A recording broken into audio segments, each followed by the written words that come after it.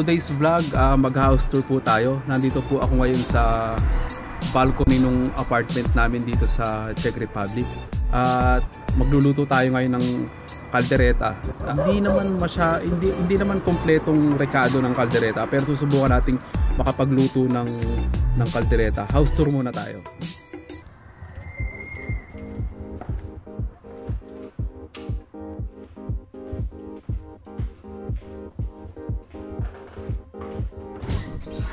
Quinel, tingin. Ayan po si Big Brother. Bumati ka naman sa lovely wife mo. Siyempre maganda yung kumot namin, pang mayaman niya, no? Comforter yan, no? Pang mayaman niya. Ito yung kama niya. Ito lang naman yung mini merienda namin. Ayan. Ayan lang. Kaso nakita yung food powder. Ito yung kama ko. Saka yung tuwalyang basa. Kaya ganyan yung mga pinto namin. Salamin kasi nilalagyan namin ng pang black sa ilaw. Tapos ito yung pangmayaman din namin bintana. Meron yung, ano tawag dito? Meron yung blinds. Para pagbukas mo, ay bumukas. Ayan. Maganda naman yung view. Malinis. Tapos paglabas sa kabilang pinto, kitchen. Meron kaming ref. Ayan yung ref. Ito yung mga cabinet. Ayan yung mga gamit panluto. Ito yung table namin. Tsaka yung tanim naming, yung alaga naming celery. Ayan. Magkakadahon na. Tapos merong iskinita dito. Nandito yung bike nung pinsan ko. Ito yung main door. Ayun yung main door. Dito kami nang kagaling pagpapasok kami. Diyan, ayun yung hagdan. Bali, ito yung pinaka main door namin. Pagpasok ko, syempre. Nakita nyo, sabitan ng mga jacket. Ayan, ito yung CR nga pala. Ayan. Ayan yung shower. At saka yung toilet bowl. Ayan. Naka-uniform pa ako kasi galing ako sa trabaho. Ay magluluto ako. Aamoy sa damit ko kapag ka magluluto. Yan yung tinutuloy namin dito sa Czech Republic. Maliit lang pero nandito naman yung mga kompleto naman yung mga gamit at konti lang linisin. Ngayon naman magluluto tayo ng kaldereta. Hindi naman kompleto yung rekado pero sabi ko nga try natin magluto ng kaldereta. Siyempre kailangan natin ng unang-una yung karne ng baboy, ribs to, tsaka ibang ko kung anong parts dito, pero may ribs. Tapos liver spread. Sabi nila liver spread to pero hindi ko alam kung, pero lasang liver spread naman, pero hindi kagaya nung Reno natin. Tomato sauce, hindi ko rin maintindihan kung ano nakasulat, pero may picture na kamatis. Tomato, pero tomato paste. Ayan, tomato paste. Ayan. Tapos siyempre carrots, patatas, bell pepper, tsaka sibuyas at bawang. Siyempre chop muna natin yung mga kailangan natin mga ingredients. Habang naghihiwa ako, kwentuhan ko na lang kayo. Kaya nga pala kami napunta dito dahil doon sa pamangkin ko, si Jasper. Siya yung unang munta dito, tapos nirefer niya kami dun sa company. Pero yung pamangkin ko, 3 years na pala dito. Nagtatrabaho kami sa isang Japanese company. Planta siya ng mga gawaan ng mga fuel pump ng sasakyan. Karamihan ng ginagawa doon, fuel pump ng Toyota. Ito yung pangalan ng company namin na naka-uniform pa ako. Aisan stands for Aileen Santos. Pangalan ng asawa ko, kaya lagi siyang nandito sa may puso ko, malapit sa puso ko. Hindi, Japanese company kasi, kaya Aisan, hindi ko alam kung ano ibig sabihin ng Aisan dun sa Japanese. Pero doon naman, okay lang, ayos lang. Survive naman. Siguro sa mga susunod na vlog, pag-usapan din sa sweldo, pero sa pamumuhay naman dito, sa mababa ang cost of living, hindi naman masyadong mababa. Sakto lang naman sa sweldo, pero kumpara din sa ibang mga European countries, mas mababa daw ang cost of living dito kesa sa Germany, sa Italy, sa Austria, kasi doon mga euro ang pera. Euro din ang gastos. Pero dito crowns, mababa yung value, pero mas mura naman yung mga bilihin. Lalo na yung mga bigas, gatas. Pero sila hindi naman sila masyadong bigas dito kasi puro patatas lang pinakain nila, tsaka tinapay. Parang kami nga lang bumibili ng bigas sa mga supermarket dito. Kagaya nitong bell pepper, malaki. Ayan, laki. Ano lang yata ito, 12 crowns lang yata bili ko dito kanina. Tapos 1 kilong sibuyas, ano lang yata, 29 o 39. Mga ganun lang. Kasi yung lifestyle naman ng mga tao dito, simple lang din. Hindi naman parang sa amin lang din sa Pilipinas. Hindi naman sila masyadong maruluho. Pero napansin ko lang dito, wala silang mga karamihan, walang mga sariling bahay, puro mga ganito lang. Mga apartment, karamihan dito mga 6 to 7 story building na puro apartment. Doon lang sila nakatira kasi yung mga kasamahan din namin sa trabaho, sa mga ganun lang din nakatira. Wala naman silang bukod na bahay. Siguro yung mga bukod na bahay, yun talaga yung mayayaman na lang. Pero yung mga pangkaraniwang tao dito, yung mga pangkaraniwang citizen dito, mga apartment lang din. Mas mabuti pa sa Pilipinas kasi tayo kahit pa paano yung mga bahay tayo, pwede bumili ng lupa, basta may pera, pwede magpagawa ng bahay. Kasi sila dito, hindi ko lang alam bakit, siguro hindi rin afford, siguro masyadong mahal. Kasi yung mga tao dito konti lang. Kasi ang population nila, parang guta lang ng population ng Pilipinas. Ang Pilipinas, nasa 111 million tayo sa Pilipinas, pero sila dito 10 million lang ang population nila. Ewan ko kung nadagdagan na kanina, pero ang pagkakaalam ko, ang population nila dito ano lang talaga 10 million. Pero dito maganda kasi yung mga old towns na preserve nila. Kahit sa mga bayan-bayan lang dito, old town, hindi nila binababayaan. Halos karamihan din yung ginagawang mga bagong bahay dito. Parang parang style luma. Ewan ko kung ano yung gobyerno. Kahit yung mga bahay na katabi namin, luma, pero bagong gawa. Lalo na sa bandang Prague, yung mga building doon, lumang-luma talaga, pero pagdating sa pagpasok mo naman sa loob, modern na rin. And this, nahiwa ko na yung mga kailangan natin. Nahiwa ko na rin yung ribs. Pakita ko lang sa inyo kung yung mga ingredients natin. Ay, paano ba ito? Ay, bumatad.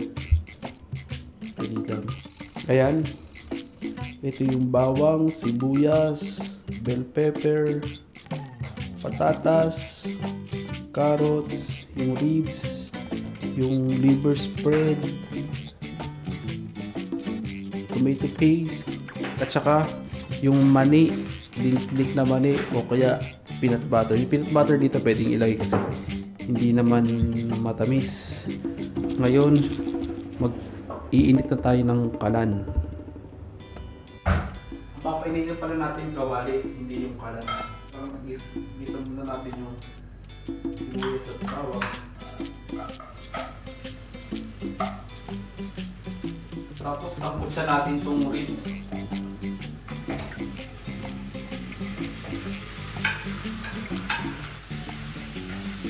Yung karne nga pala dito, hindi na pwede lang hindi masyadong pakuluan kasi malalambot yung karne dito kasi yung karne ng baka malambot. Hindi ko lang alam kung bakit ganun. Kasi sa atin, kailangan pa ng mahabang pakuluan. Sampot siya lang to hanggang maging brown yung karne. Medyo brown na. Pagka sampot siya nito, medyo ganyan na yung kulay, brown na. Pwede na natin lagyan ng mga 1 cup ng tubig at yung carrots para lumambot na yung patatas.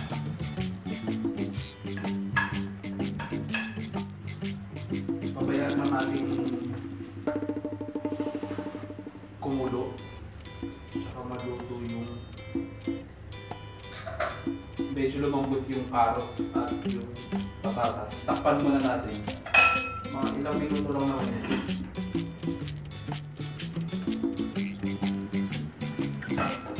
Yan, medyo malambot na yung carrots at patatas. Lagyan na natin yung liver spread. Yung liver spread, ang tatak niya, maika. Ayun yung itsura niya pagkakiluksan. Yung liver spread niya. Lagyan natin. Magsak pa.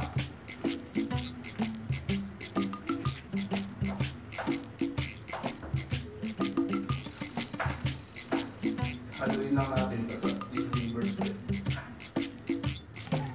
Lagyan na rin natin ng sarap.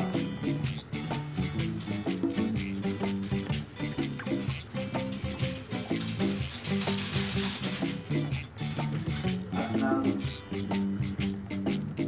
ground black pepper. Lagyan na rin natin yung mani na durog.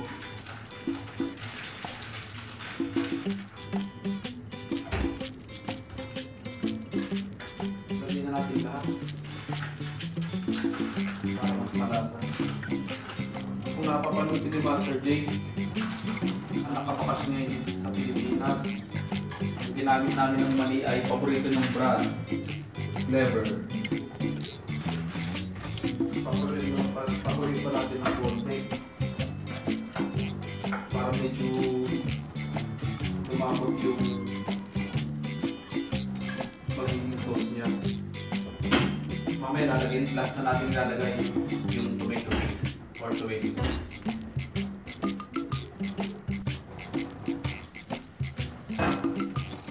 Ayan guys, mukhang okay na to.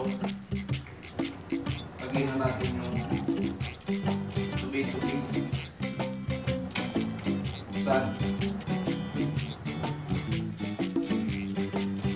Lagyan na natin lahat kasi maliit lang naman ito. Sayang pagka matitira pa. Hindi naman magagamit. Haluin lang natin. Kaso medyo lumapot na masyado. Siguro dagdagan natin ng tubig. Para hindi masyadong malapot yung sabaw.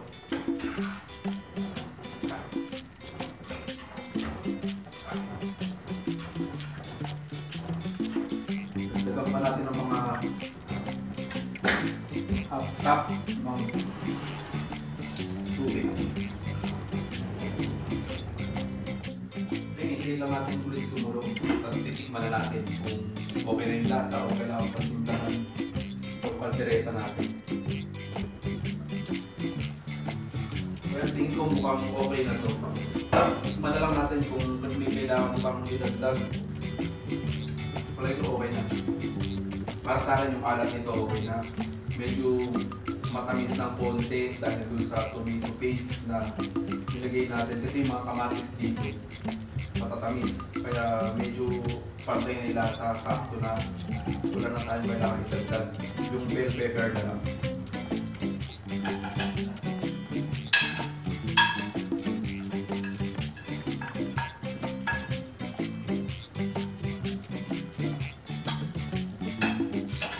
Na lang natin ito para medyo maluto yung bell pepper, tapos luto na yung kaldereta natin. Kapag-saing na rin tayo, pwede na tayong kumain ng dinner. Guys, ayan, luto na yung kaldereta natin. Ito siya, ito luto natin, ayan. Nilalagay namin sa mga food storage, sa mga parang lunchbox, yung mga niluluto namin para pagka merong natitira, hindi nasa kawali lang, hindi madali mapanis kasi ito medyo marami, dalawa lang kami kakain. Kaya yung mga yung iba, pinati ko yung isa, ulam namin ngayon. Tapos yung isa, pwede pang iulam bukas o kaya sa isang araw. Lagay lang sa ref, init-init sa microwave. Kahapon ang niluto namin chop suey, yung iba nasa ref pa. Siguro bukas, yung ulam namin hindi mo na magluluto. Tsaka itong kaldereta hindi mo mauubos. Tikman natin kung sarap sa kanin. Tsaka nga pala, meron akong ginawang chili garlic crunch. Kasi mahilig ako sa maanghang. Yung sili dito, hindi ko alam kung saang bansa galing, pero sariwa naman, nabibili sa mga Vietnamese store. Pag bumili, maramihan, mabubulong, hindi naman mauubos. Kaya ginawa kong ganito.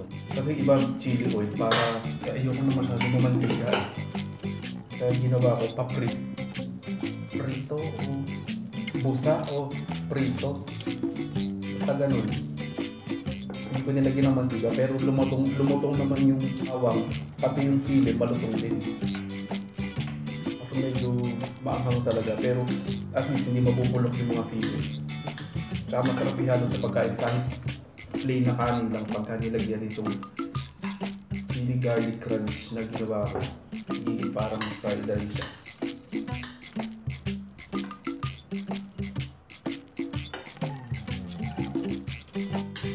Ito lang masarap.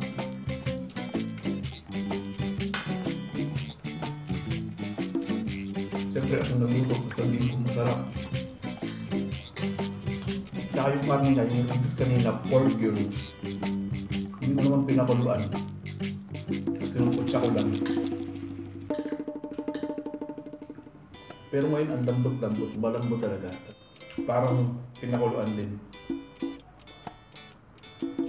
Yung itong kalderetang niluto kasi hindi naman talaga ako cook o chef. Ako yung nagluluto-lutuan lang para hindi makain kami dito. Pero lahat naman ang niluluto ko na gustuhan nila. Kahit naman sa Pilipinas, nagluluto-luto din ako. Nakasarap pa naman yung nanay, tatay ko. Yung mga kapatid ko, lalo-lalo yung asawa ko. Kaya medyo tumaba kami pareho eh. Pero yung pinakamasarap na kalderetang nakain ko talaga. Yung kalderetang bibi ng bayaw ko, si Kuya Jojo. At saka yung oxtail kaldereta o oxtail na may ribs yata yun. Doon sa karinderya ni Tita Lisel, pinsan ko yun sa may anong bypass, planted bypass. paglagpas ng balay siya. Yun ang pinakalabas na pagdiretang nakahalin ko. Tapos chicken cordon bleu kay Ate Eva naman. Yung pinsan ko din na yung masarap rin, nagluluto talaga siya. Masarap siya gawa ng chicken cordon bleu. The best in leche flan noon. Pwede, alam ko, pwede nang umorder sa kanya magpaluto. Tapos pick up na lang sa kanila.